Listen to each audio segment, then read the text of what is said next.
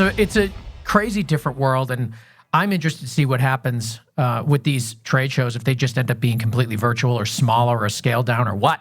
Who knows what's going to happen once the dust settles. But what we do know is that they are still, the camera manufacturers are still releasing stuff like crazy.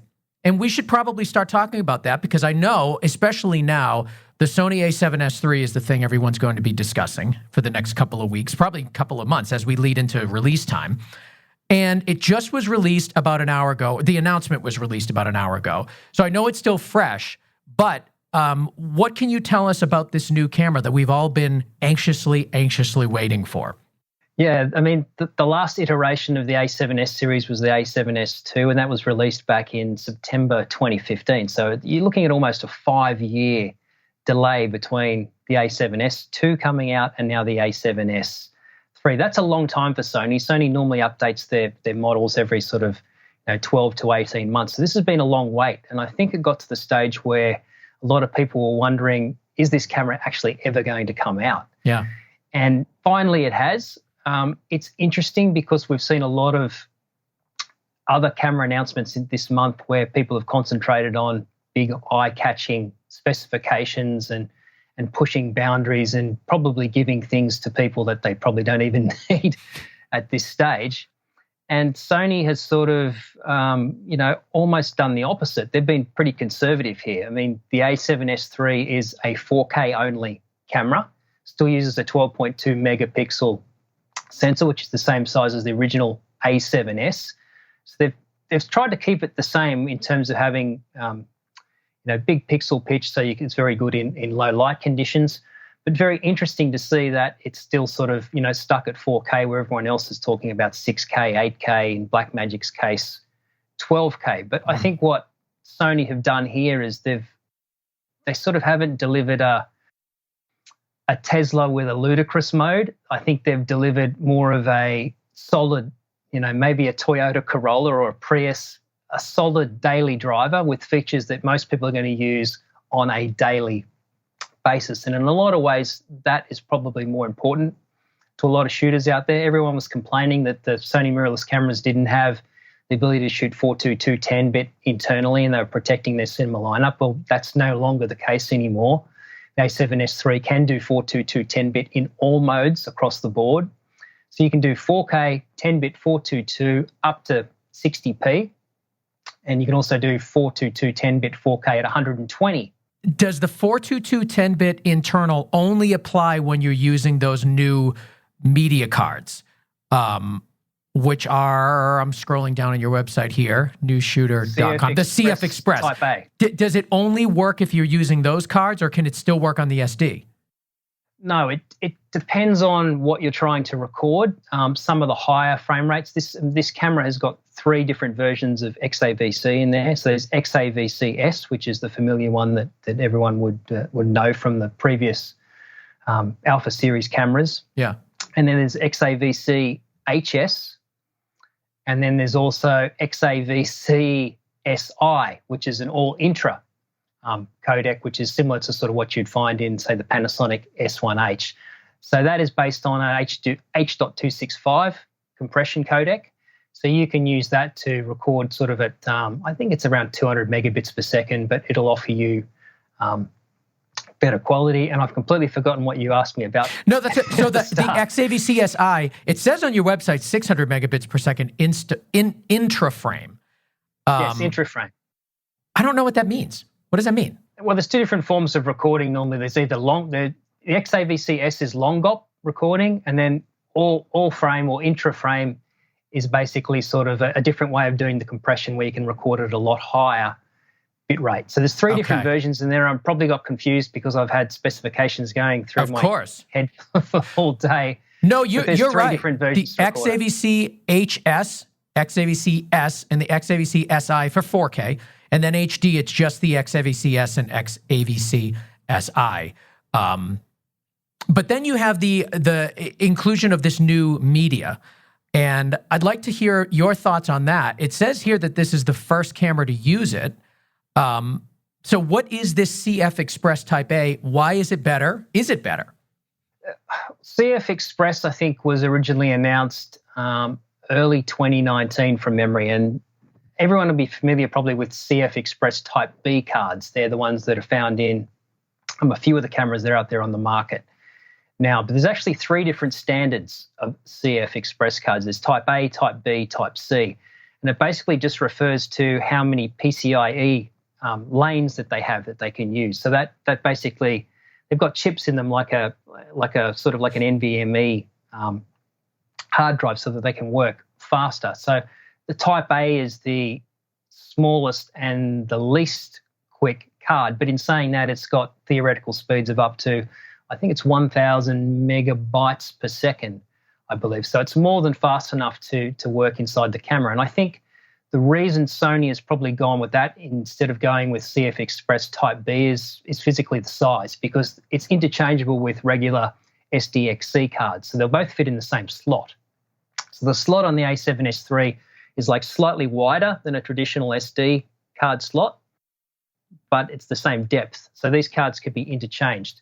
So you can use both of them. And I think they've probably done it to actually keep the size smaller, because if you tried to put dual CF Express Type B cards in there, you probably wouldn't have been able to do it because they would have taken up too much room. So the nice thing about being able to have these cards is you can interchange them depending on what you need. And also you can dual record. And another nice feature is that if you want to record RAW externally to an Atomos Ninja 5, you can do that, but also record in full quality internally at the same time to both cards if you wanted to. So in theory, you could actually have 3 different versions of the same clip all being recorded in very high quality. So for redundancy purposes, that's going to suit some people's needs. Do you know if the A7S III has fixed that issue of not being able to monitor 4K on the camera's EVF as well as an external monitor at the same time? No idea, to be honest. Okay. I haven't used or seen the camera, so I'm not sure if that's the case. All right, that's one of the things that I think is, that's a headache for people that use it. And I'm an A7S II user. I'm shooting with it right now, and I'm always using this camera. And that's one of the things that really, really annoyed me. Another thing that was annoying was the recording limit, which is no longer. Yeah, gone is the old 29 minutes and 59 seconds. Now you've basically got unlimited recording time. I mean, realistically, you're only limited pretty much by the battery. All modes up until 4K 60p, I think, is unlimited recording. Once you hit, if you want to do 4K 120p recording, I think you're limited to an hour.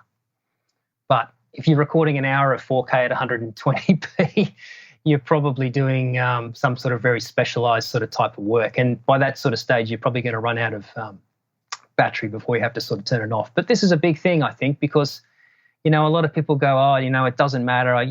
Who has to record for more than 29, minutes, 59 seconds at one time? But a lot of people actually do. If you're doing events, you're doing corporate work, you're doing documentary, you're shooting a wedding or anything along those sort of lines, you do have to record sometimes continuously for a lot longer than 29 minutes. And it's annoying if you have that limitation imposed on your camera. So this is really good to see, because Sony's also saying that heat is not a problem with the A7S Mark III. We've seen the huge controversy surrounding the latest Canon EOS R5 and R6 in terms of the heat problems that people are encountering with that. So strangely enough, Sony's not using a fan like Panasonic has done with the S1H. They're using some form of new active cooling.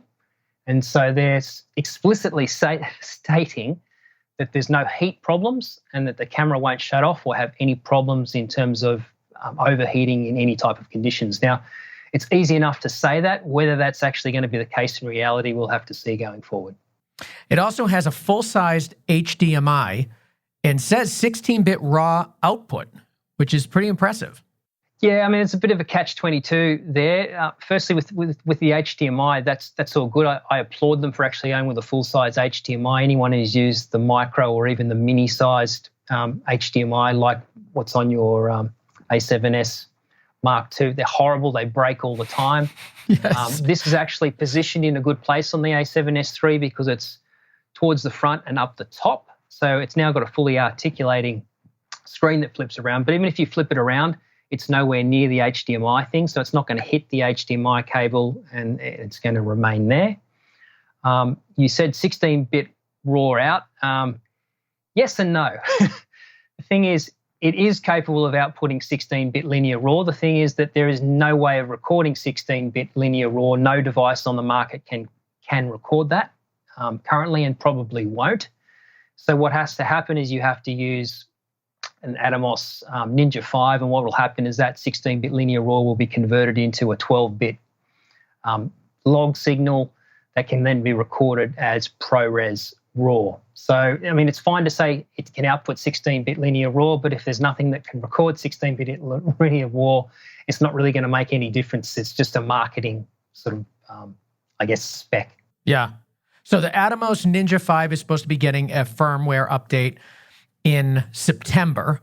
Do you know if that firmware update is also going to apply to the Shogun 7? I would imagine so. I believe that the Shogun 7 and the Ninja 5 are both capable of recording ProRes RAW from quite a few of the other cameras, including the S1H and the Nikon Z6. So I would very much assume that will probably be supported as well. I mean, don't quote me on that because I'm not 100% sure, but I would imagine it probably would. Yeah, or at least shortly after. I mean, a lot of people have those Shogun 7s. I do. The only reason I bought it is because I really wanted the Ninja 5, but at the time, I wasn't able to get ProRes RAW from it, which was the reason that I bought the monitor in the first place. So I'm sure they'll be on top of that, if not in September, shortly after. Let's talk about the LCD, because it can swivel now. It comes out, it turns. You can face it towards you if you're doing like a selfie mode. It's touch screen. What else should we know about the LCD? Well, you pretty much described all of it right there. But yeah, I think this is another thing that people were wanting. You know, not everybody needs a flip-out screen that flips around towards the front. You know, you can love it or hate it. It really depends on the type of work you're doing. I prefer the tilt screen myself. People are probably going to yell at me and say that's crazy, but I actually just prefer the little articulating tilt screen to the one that flops out. But for certain people, that's important, so it's nice to have it on there. As you mentioned, it's touchscreen now, so you can scroll through menus and change various parameters on there, and you can also do touch autofocus. So there's also like active tracking on the A7S III, where you can touch on the screen and then it'll continue to track whatever object you've pressed on there. And even when you're recording, you can then go and touch another object somewhere else, and it'll actually do a real-time focus pull for you. So that's pretty good. Going back to the menu, this was something that Sony people and non-Sony people have hated forever. The Sony menu systems on some of those mirrorless cameras that are 650 pages long, and it's impossible to find out how to do something. That looks like it's been changed slightly. They have separate menus for video and photography now. And a nice little touch as well, on the actual mode dial on top of the camera, they've actually put video and photo right next to each other. So instead of having to move the dial all the way around, they're right next to each other. So if you're doing multimedia work and you need to change from stills to video quite quickly, it's a little thing, but that will make a bit of a difference. Yeah. I mean, it seems like, going back to what you said earlier, that it's this kind of a conservative upgrade considering it had so much anticipation. But it seems like they're just perfecting all the things that everybody wanted and, offering up, certainly new options as well. But I don't know. It's one of those things where it's like the finale of Sopranos. You have so much expectation that no matter what, people are going to complain, but only after you realize that it was satisfying. And I think that's kind of what this is. And I'm curious, it's too soon to see how people are going to react to it, because it just came out an hour ago. But I am interested because, especially when you're up against the other releases with Blackmagic's 12K release and that Canon that we're going to be talking about in a minute. It's going to be compared to its predecessor and also everything else coming out at the time. It's pretty wild. So I'm just scrolling through here. There's a couple of other things I wanted to mention. It says best in class EVF. Is there something to talk about there, or is that just kind of a marketing term? Again, I mean, everyone likes to talk about it has, whatever, this many million dots of thing. But realistically, if you're looking in something that's like this small, it doesn't matter how many dots you put in there. Once you get to a certain limit, it's still going to look good. I think from early reports, from what I've heard, is that the viewing angle is really impressive in that viewfinder. So you can actually see from the sides and see a lot of the image. I think that's probably its biggest selling point. Yes, it might have more dots than any other comparable viewfinder out there on the market, but whether you're really going to notice a huge difference, who knows? And then audio. This is kind of interesting. You can 4-channel recording internal when you're using that adapter. Is that a new one or is that the existing one? Because I have that. Yeah, that's the existing okay. one that you can already buy. So it's just, I think they actually changed the parameters on some of the cameras. I know with the Sony FX9, they changed it so there was a firmware update. So because it's using the MI hot shoe, they communicate with each other. So you can actually take the signals out there and there's an ability to be able to record 4 channels. I think the catch is you have to be using one of Sony's dual radio mic receivers, the UWP series, I think it is. There's one that's a dual receiver. So you can plug that in and plug 2 other channels in. And then I think you have to plug in like a 3.5 mil jack or something as well. I think that's the way you do the 4 channels or something along those lines. Okay. It's not as straightforward as it sounds with people saying. Just a moment. Oh. With people saying just a moment.